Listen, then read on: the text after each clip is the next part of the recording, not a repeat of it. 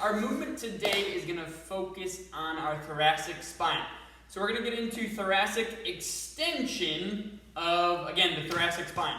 So we've got three parts to our spine. We've got the cervical, that is basically your neck, our lumbar, which is the lower back, and then our thoracic, which basically makes up everything in between.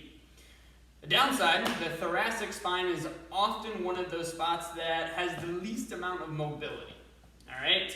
So what we're going to do is we're going to try and open that position up today, and we're going to do so because this is a position that we see far too often. All right? So a lot of times we're into a position here, what's called a kyphotic position. So that's going to be, my shoulders are rounded. It's because I'm typing, I'm texting, I might be driving. We find ourselves in that position too long, and we don't do anything to correct it. So what we're going to do is we're just going to get into a simple stretch and activation, active range of motion exercise here today. So what I want you guys to think about, you're going to run your hand up and down your chest here, okay? You're going to come to basically what's called the xiphoid process. That sits right here in your chest, all right? It's going to be along the sternum, again, right about the center of your chest. Is what I want you to think about doing is driving that xiphoid process up towards the ceiling, okay?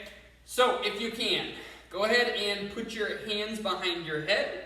You're sitting up nice and tall, and then from there, like I said, we're going to try and drive that xiphoid process up towards the ceiling. We're going to try and keep the elbows out and not pull down on our head. All right, so don't pull down on the head. Try to let that head rotate up as well. You're going to come back down into a normal, neutral position, and then you're going to drive back up again.